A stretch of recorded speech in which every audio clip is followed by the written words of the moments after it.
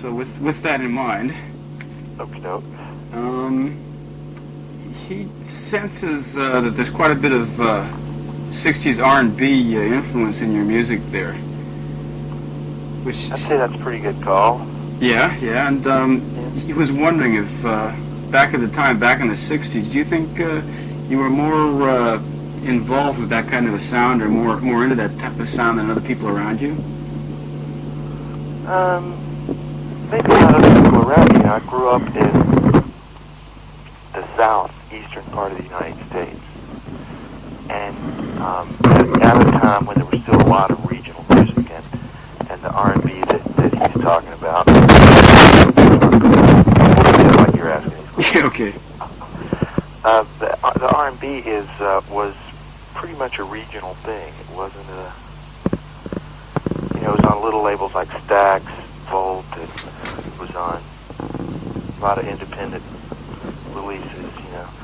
A lot of things coming out of Memphis, a lot of stuff coming out of New Orleans. So there was a lot of, anyway, make a long story short, lots of different influences, lots of regional country music, lots of gospel, lots of stuff. Plus, we still got the Beatles and the Rolling Stones and everybody. So, a lot of my friends liked R&B and stuff, a lot more than they liked the Beatles or the Rolling Stones. So, it was just an area where I got lots of different things and liked it all. And well, that pretty much all comes out whenever you start to create music yourself, huh? I guess so. I've never really thought a whole lot. I operate on a relatively instinctive level. I haven't really ever sat down and said, I want to be like this or I want to be like that. I've always just sort of, tried to keep myself happy, tried to keep myself interested in what I was doing, which I think maybe is responsible for some of the more eclectic aspects. And you kept the band together by the name of Arrogance for 14 years. Yeah. That's maybe a couple of years too long, but we had a good time. What held it all together for that long? Well, there were two guys. Me and this one other guy wrote all the songs, and essentially wrote the songs with the two main sort of guys. And we just, we kept having just enough success and sort of, just enough of a carrot kind of being dangled in front of us. And we enjoyed singing together, and we were popular enough that we could, make a living doing it and make records and always feel like maybe we'd reach more people. So basically, and it was easy, so that was the other thing, we played together well and people liked it and we didn't have to work real hard at it. And so sometimes I think you just find yourself staying in a situation like that longer than you should out of necessity and laziness. You were doing local gigs and also recording as well? Yeah, but we were doing, we toured. We played 150 to 200 dates a year for, 12 or 14 years. It's a long time. I guess around North Carolina. That's how we made our living. We got together in college, and just never wanted to have to go out in the real world. But I guess you kind of made a name for yourself in the North Carolina area, huh? Yeah, we were real popular here in North Carolina, but we did, tour all over pretty much the east part of the United States. We went out and made some records in California. We never actually played out there, but we toured Texas. East side of the United, from the Mississippi over, we played. Is that right? A lot, but it's we would do things like open for,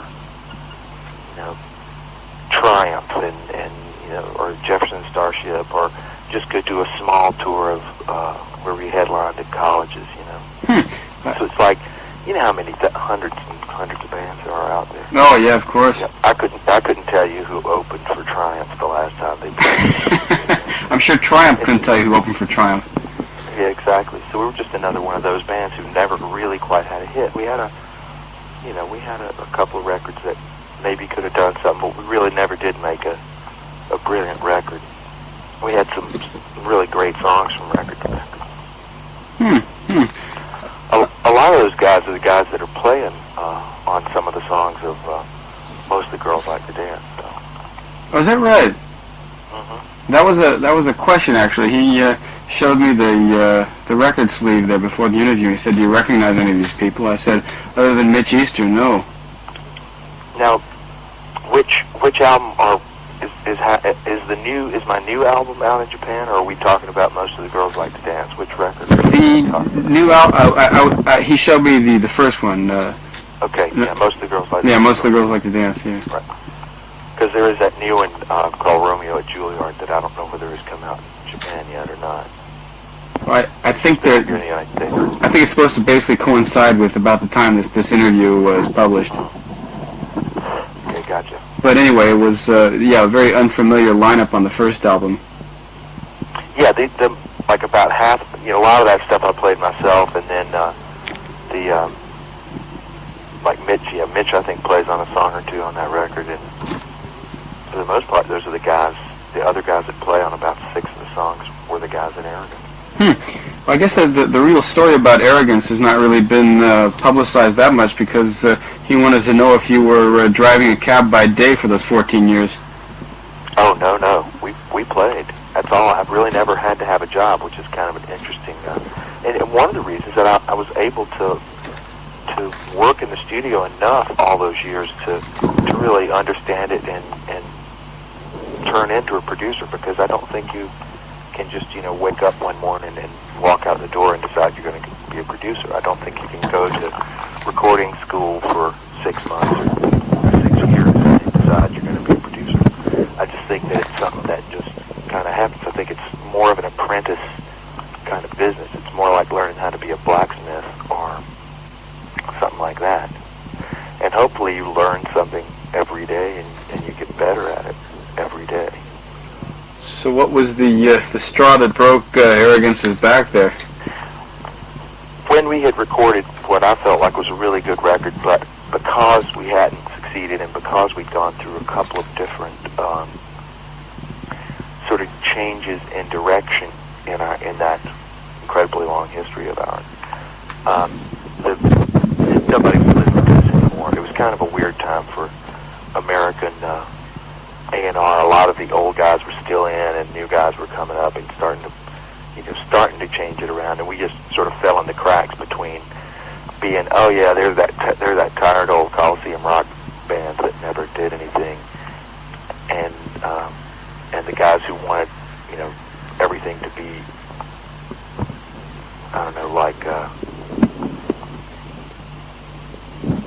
I used to have a couple of good examples, but anyway, we fell into the cracks there between the modern stuff, the Thompson Twins and Night Ranger or something. We just. Is that right? It sounds like people just didn't know. They just didn't know what to do with us, because we're kind of like I am now. I mean, that a big part of it, was the same kind of stuff that I'm doing now, but the.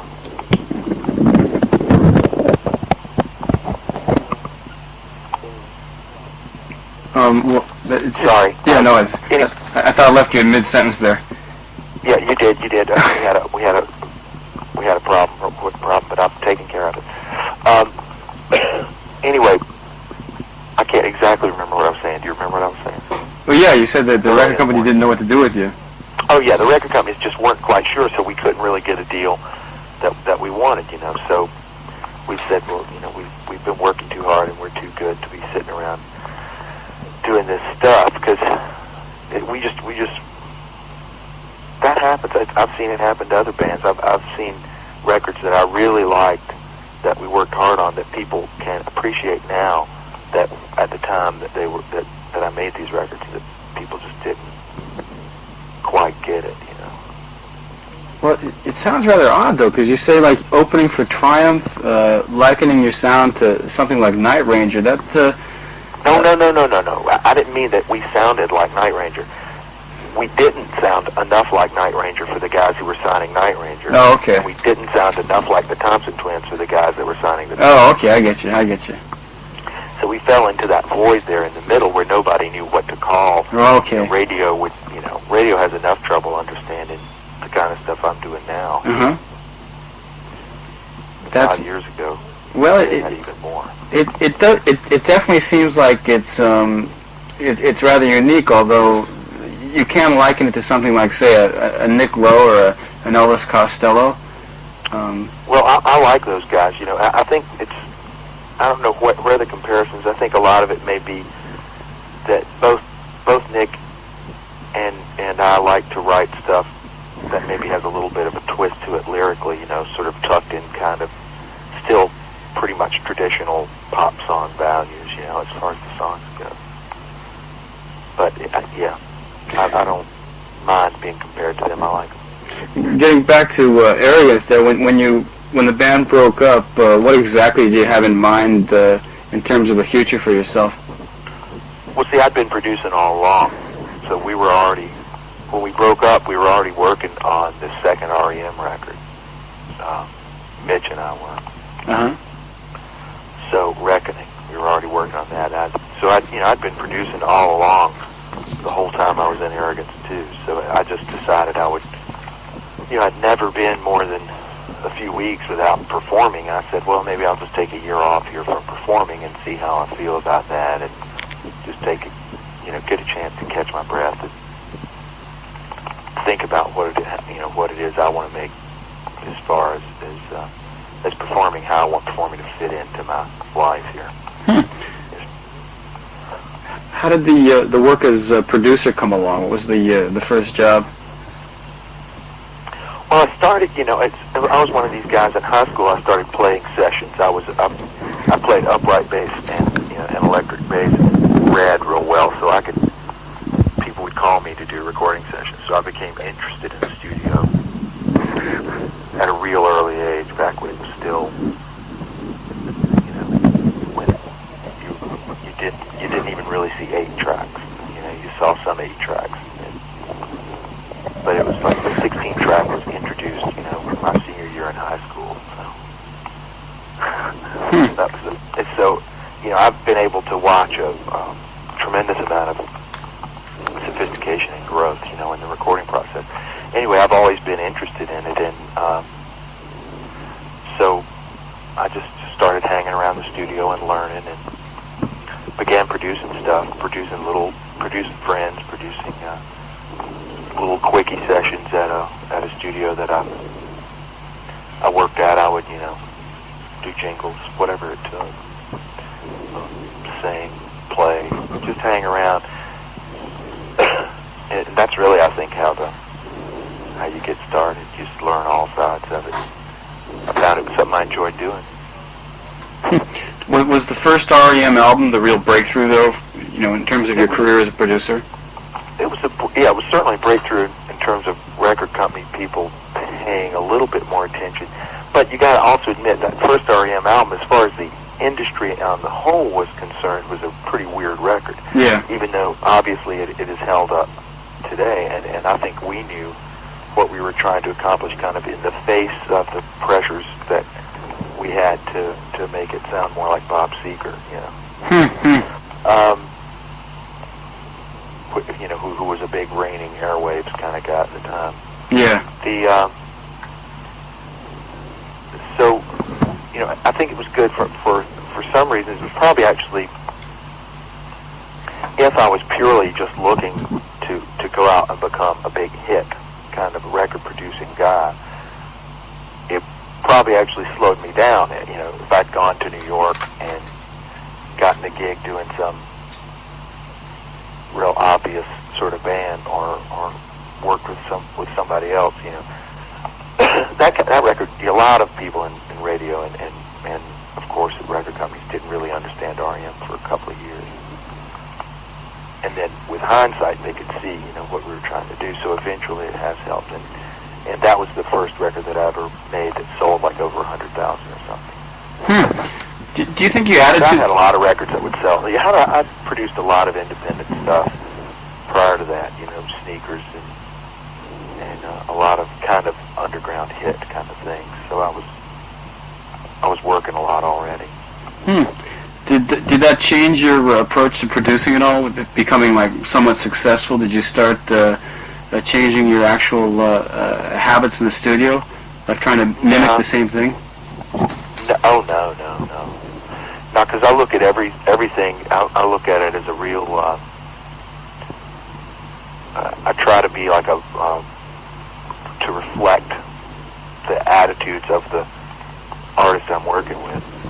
So each one's a little bit different, and you do different things for different acts, and you handle things differently. I don't have any sort of standard formula for making a record. Looking over the list of bands you've produced, the number's quite staggering, especially around 84, 85. Did you ever start getting tired of it, or did you just really thrive on that kind of a pace? Well, I like working hard, but the other thing is sometimes it's deceiving. Like you'll produce over a period of a year and a half, you might produce 8 or 9 different groups, and a whole bunch of them may all come out at the same time, and it'll look like you did it all in 3 months. But I do like to work fast, and I do like to work hard. I think there are very few records that can't be made in 3 weeks. You know, I just don't think you have to spend 6 months making a record. What keeps what keeps people in the studio so long? I don't know. I think people are afraid to make decisions. And, what I try to do is help the bands make decisions as we go along, and myself, with just, you get in there and you begin making decisions from the first day that you're in the studio, instead of always putting it off, always saying, okay, well, we'll deal with this later. And so you just try to create a good creative environment where people aren't afraid to let it stick,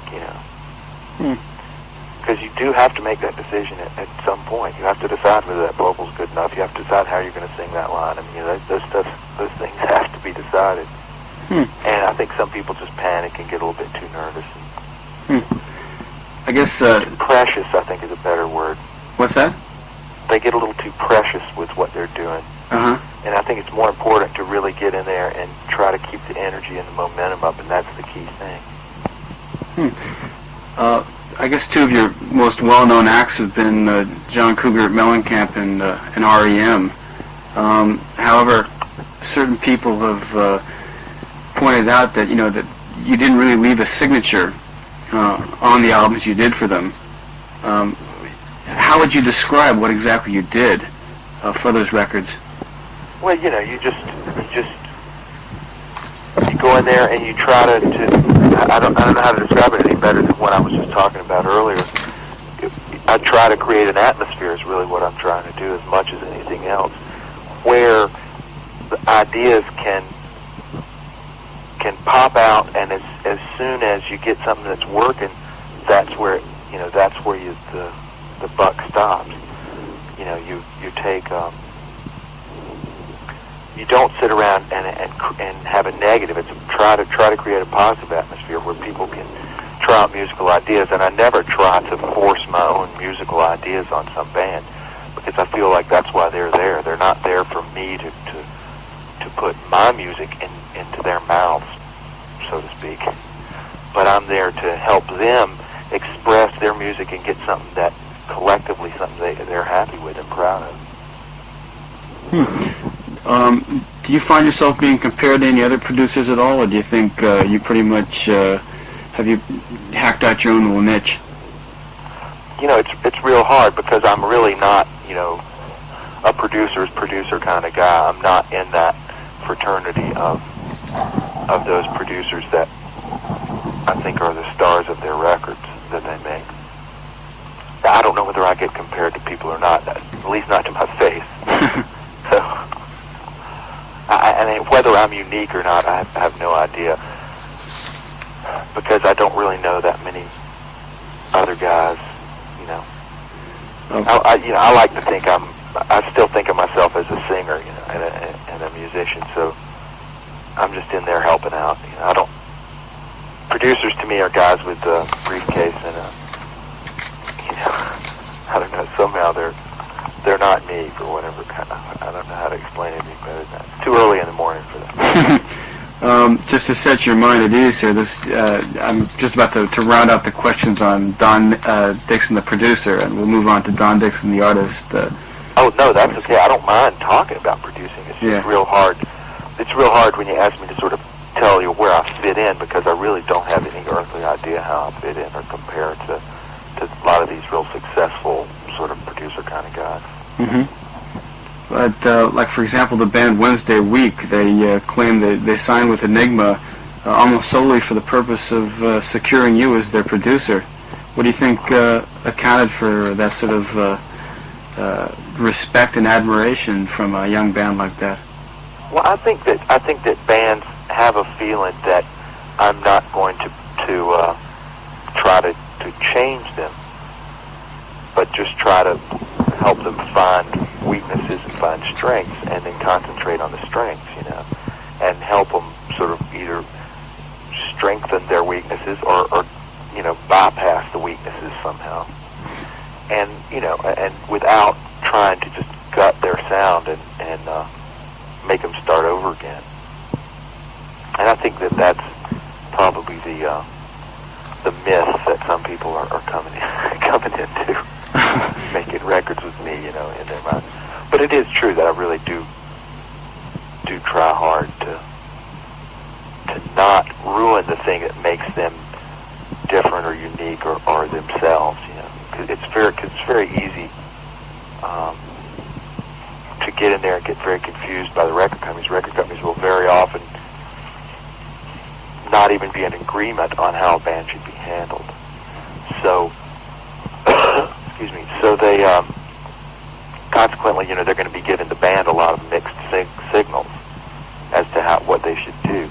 So it's, that's another important part of my job, is to help the band, decipher that stuff and stay on track in terms of what they felt like they initially wanted to accomplish. But you have no problem producing yourself, though. Well, producing myself is really, really neat, because I don't have to be objective. I don't have to deal with the politics in the same way. It's more just going in there and being very instinctive and very subjective, and just doing what I want to do and doing what I think feels right. So I have fun producing myself because I don't put those sort of externalized pressures on myself. Might be kind of an unfair question, but do you think you spend more time when you produce yourself than when you produce other people? I spend less time on myself. Because of the lack of political complications and whatnot, eh? Partly that, and partly, there will be times. I think the big difference on my records is I can spread it out. I can do something a couple hours one day and something a couple hours 3 weeks from then, which you can't do with a band. So, like, if I decide I don't like a vocal at a later date after I've already finished a track, it's a lot easier for me to whip in there for an hour and sing it than it would be for me to, the band's are usually under a much tighter schedule and stuff like that. But I do have those time constraints I still have to deal with. So it's not like I can just sit around and let a record sit forever.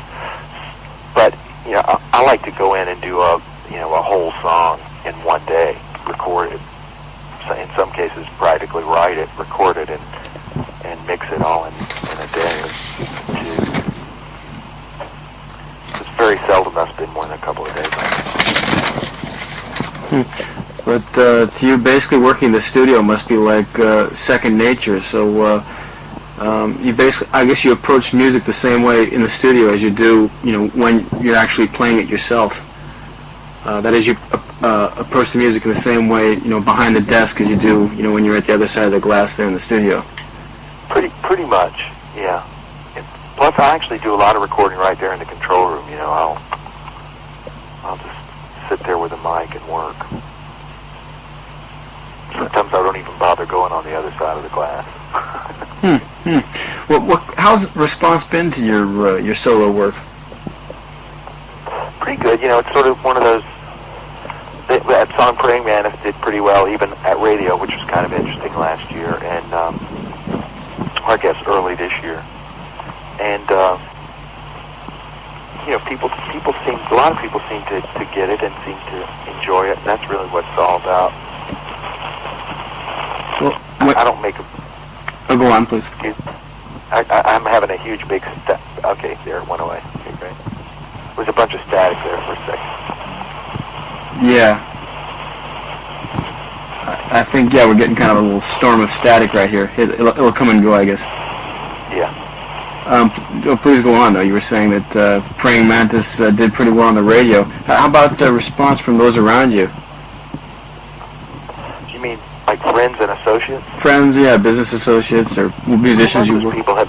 I think one of the big surprises was a lot of people that I had produced didn't really think of me as a musician or know me as a musician until that first record came out. And a lot of them, I think, were kind of surprised by that when they heard the first record.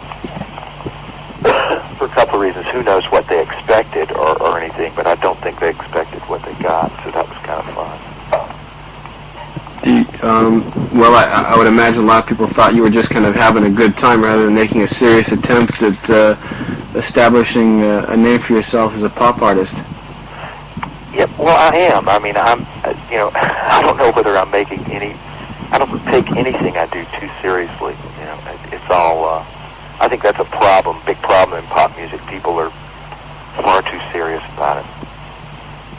I really am just trying to have fun and sort of keep the spirit of, Little Richard and all the rest of those guys in my mind as I make records. But your records kind of reek of that the '60s pop sound. Do you think it might be a bit out of touch for radio now, or can you see your stuff being played now or in the not too distant future? Oh, I don't know. I mean, radio comes and goes, and it's real different in different parts of the world. And the United States radio goes through all kinds of trends, and I'm not even going to pretend to guess what trends they're going to move into next, or I can't predict.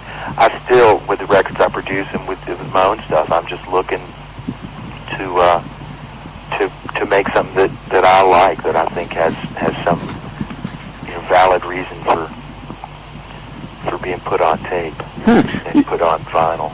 You sound like a very fortunate person, though, because a lot of people, really struggle to get their record out. They want the recognition on the charts and whatnot, but in your own case, you can kind of get by easily as a producer, so I guess the performing side is almost like gravy, cream on top. Yeah, I think that's a good way to put it. It's even though, I do enjoy it, and like singing is to me the key thing, I don't really feel like I need at this point in my life to compromise any of my own sort of values about what I'm doing in order to somehow try to get on the radio. So I'm not going to do that. So if I get on the radio, great. I want to get on the radio. I want to have huge hits. I think that's wonderful. I think it's fun. And meanwhile, I'm not going to try to second guess what it is radio wants. I'm still going to try to make myself happy. You're talking about keeping alive the spirit of Little Richard and whatnot. Do you find that that's still the music that moves you the most? Well, it's really hard to say. No, I love a lot of the new stuff that's going on. I think everybody always has a certain nostalgia for things that were like linchpins in their life, Mm-hmm. And the early rock and roll stuff was unquestionably real influential and important part of my life, and as was the R&B stuff we were talking about. And so some of those things definitely are, more are closer to me. They're things that I sort of look back, I think, to more for inspiration than anything else. Even though my writing style, I don't really think has that much in common with that stuff, particularly lyrically. There is a spirit and an energy to that stuff that I like to maintain, and I think that's what a lot of people lose in the studio with thousands of hours of overdubbing and trying to perfect things. You do seem to like to inject a bit of humor into the lyrics there. Have you always been a fan of lyrics, or is that's just something you like to pay attention to in your own music? Well, I probably pay attention. I pay attention to my own lyrics more than I do other people's, I think. But I think, hopefully I can, when I'm doing a song, I like to have the lyrics be something that are kind of by themselves can be appreciated somehow. So that you can hear the song and enjoy it and not really know what it's saying or what's going on in it. But if you decide to sort of look at it, then there'll be a little something there for you to have fun with or a little something to discover in the lyrics. The guy that put these questions together has an interesting one here about R.E.M. He refers to you as the creator of R.E.M. And yeah, that's a little stiff. And how it must have been it must have been nice for you to see them go on to fame and fortune, but it must have also been frustrating to watch them grab the brass ring while you kind of have to stay back in the studio. Oh, no, far from it. I'm real proud of R.E.M. and I think much less a case of me and Mitch, being creators. I think we perhaps helped preserve them at a time when they could have got in somebody else's hands, and they may have given them bad influences. We tried to preserve the things that I think are what have caused R.E.M. to be as successful as they are. Well, having seen them live, the live sound is pretty much identical to what you got on record. So I guess you did basically commit it to vinyl pretty faithfully.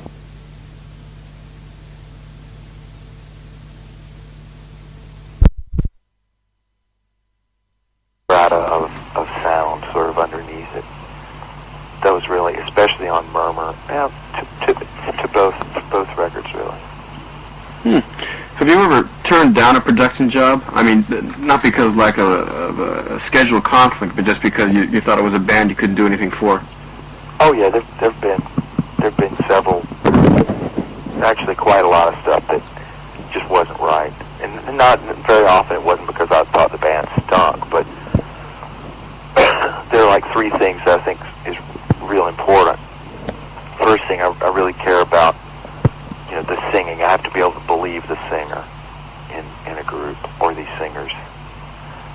That doesn't mean I have to feel like they just have to be believable. They have to have that spark of truth to their singing. Secondly, I really feel like the material, I don't have to love every song, but I have to feel like the material is basically strong, that the writing, I understand what's going on with the writing. And then third, that the vision of the group be kind of collective. I don't want to have to deal with a terrible political situation, within the group. I want them to be pretty focused on what it is they want to accomplish and be able to talk and communicate with each other, And there have been obviously situations where bands that, are successable, but I just didn't get the right feeling about it, so. Was that right? For example, which bands? Oh, that's a terribly rude thing to do. I would hate to. No, well, I wouldn't want to get you in trouble or anything, so. Well, it's not so much trouble. I just know how I would feel if I read an article someplace. I realize they probably won't since it's Japan, but, read something someplace where somebody said, these guys didn't have their shit together. Because there's just no point talking about that negative stuff. So I try to concentrate on positive things, and that is one of them. So if I feel like there are negative things going on in a project or being offered a project and I don't get the right feeling for it, I just won't do it. How about this then? A project you did that you were 120% positive would be a smash, and it just went nowhere. Well, see, I don't judge success so much on how ultimately it is received by the public, because very often, there are so many places where a record can kind of get fouled up and doesn't ever quite make it out there for the public to hear. So I try to base success on, how I feel about how it works for me, how it works for the band that I was working with. So if I feel like a record is successful at that level, sometimes you get a little bit frustrated and try to figure out why it didn't go on out there and make an impression on more people. But meanwhile, you still have to understand that if you start judging success purely by how it's received, by millions of people, or if it ever gets received by millions of people, then you're in trouble, because there's so many people between you. There's so many steps after you've finished your part of the job as producer that are involved in terms of getting a band promoted and getting a band out there, that that's just not a fair way to judge. You'd be making judgments about the quality of your work, based on the wrong criteria. How about like something that was, say, completely ignored by the press and by people, and something you would like to see brought into the limelight a little bit more? Does that anything come to mind right away? Just immediately a record? Yeah, that you worked on that just you thought was completely unjustifiably ignored. Well, I can't think of too many records that have been unjustifiably ignored by the press. Most of the press either gets on. I think there have been some records that the press has missed for some reason, that they've talked about a lot, but haven't quite gotten the record. I think Marshall's last record was surprisingly sort of mixed kind of reviews on that, especially people sort of complaining about his songwriting on this record, which I think is really strong and real good. And that was kind of hard for me to understand. Marshall Crenshaw. Yeah, his new record's called Mary Jean and Nine Others. Mm-hmm. I don't know whether it's out there in Japan yet or not, but I think it's a really, really good record. We've gotten some kind of weird press on that. Well, there have been lots of good press, but there's also been quite a few things where they have sort of busted his chops on his writing, which I just don't think is correct. I think he's a great writer. It's so hard, like you said, there's been so many records. I'm sure that as soon as we hang up, I'll think of a real good record that's lost that should be found, but I can't think of one right now. Getting back to your own solo work, according to the gentleman who put these questions together, the second one seems to have greater breadth style-wise. There seems to be a greater assortment of styles. Is that a correct observation, first of all? It probably is. Again, I don't take a real objective look at what I'm doing. Sometimes it's hard for me to even remember sometimes exactly what I did. So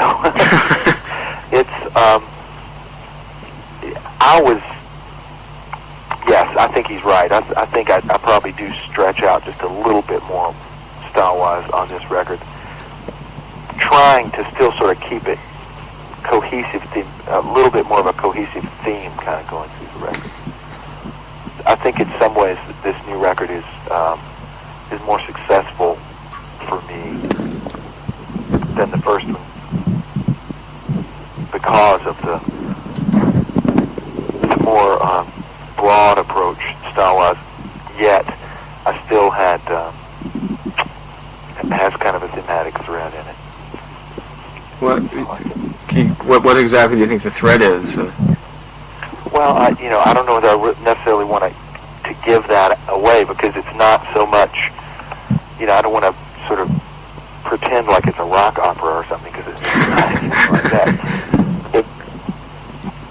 But with a lot of records I make for other people even, I try to help them align stuff in a way that it kind of has a certain flow to it. And I think I accomplished that kind of flow much better on this record than on the last one. I take it you have a single in mind for this one. Well, different countries are doing different singles, and because I don't feel like it's necessarily my job to figure out what radio happens to be playing that week. I kind of leave that to the guys who concentrate on that and talk to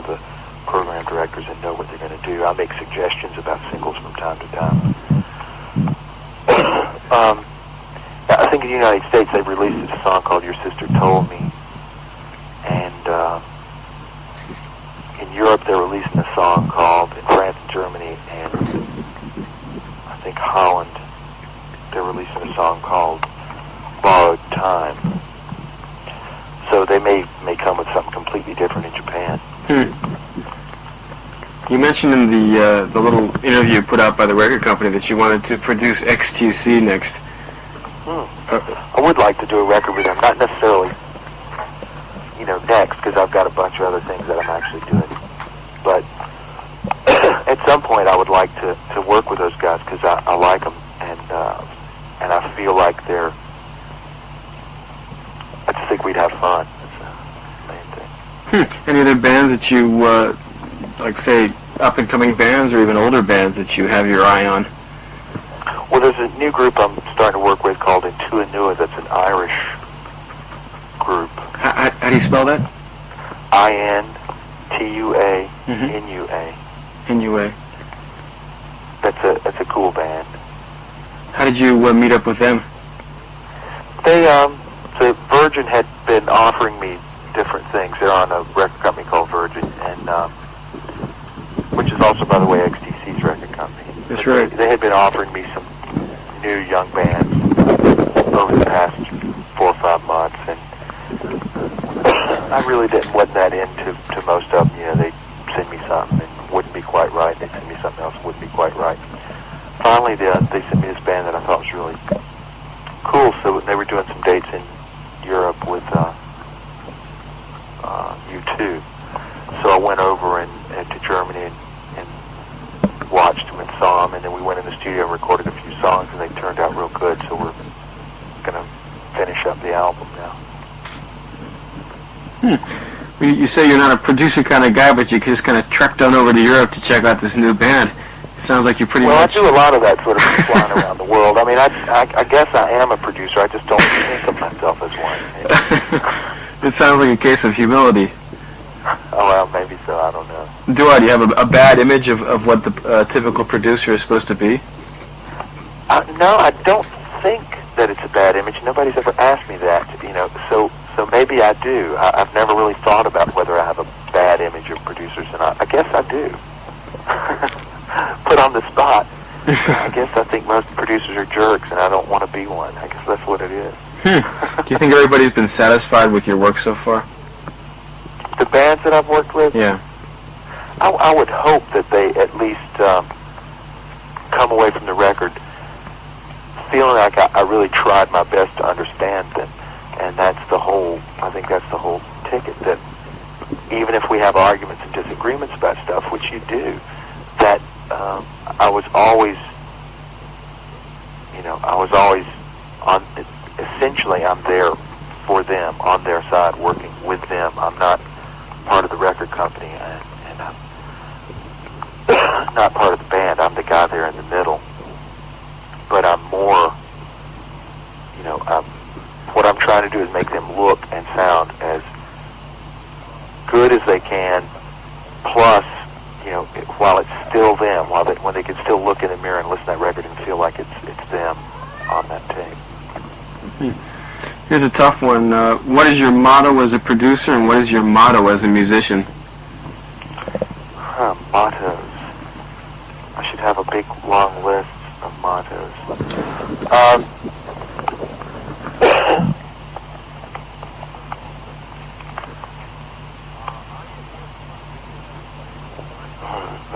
Can I think about this for just one second? Yeah, sure. Go ahead. Take your time. Okay.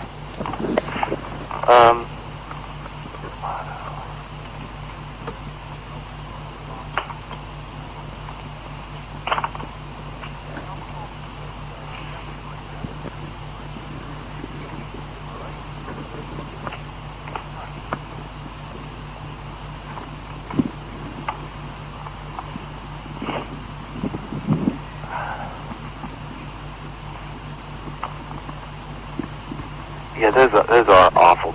Those are awful things when they ask you to come up with mottos, huh? Maybe I'll write some down someday and just have a book and I can just open it up and Yeah, well, actually, the list of criteria you gave me for your criteria for selecting bands, I think, should suffice for now. that would be a pretty good producer motto. Mm-hmm. I guess my motto as a performer is just sing loud. Sing loud. Yeah, but that's probably not true either. It looks good in print. That'll do it. Okay, good. Yeah, right. One last thing. What are you doing right now, and what is your schedule for the near future? Well, I have this artist named Marty Jones, which I don't know whether you're familiar with her or not. She's on A&M. Marty Jones? Marty Johnson? No, Marty, M-A-R-T-I, Jones. Mm-hmm. Excuse me. We play together as a duet often, the two of us, just acoustic duo. Aside from occasionally going out with bands and putting tours together, depending on what kind of record we have to support. So we've been playing a lot of duo dates around the States. And also, obviously I've been producing a lot. We've been writing songs for her new record, and I've just finished a pile of records over the last few months. They're all starting to come out that I'm excited about, and I'm getting ready to go in this week with into Anua here in the United States to finish up their album. Then I'll be working on Marty's record, and the new Smithereens record is coming up late this year. So there's a lot to do. I see, so just keeping yourself very busy then. Yep. That's the ticket. That's it, huh? All right, then. Lots of stuff. I'd like to come over and play in Japan sometime, actually. I was talking to somebody about that the other day. We have, there's some interest in touring in Australia, and over the past year or so, there have been a couple people contacted us about coming to Japan, so we're just kind of waiting for the right time. I think it'll be a lot of fun. It's a good place to come to right now because a lot of acts are making it out here now. There seems to be extreme amount of interest in your type of music. Great. So I guess now's the time. Yeah. Well, I'm excited. I'd love to come over there. I've always been fascinated by travel, and we've gotten to do a lot of stuff in Europe, and I think it's about time we give the Far East there a chance and have some fun. Okay, well, all right. I guess that'll do it then. Thanks a lot for your time, and hope to see you out here someday.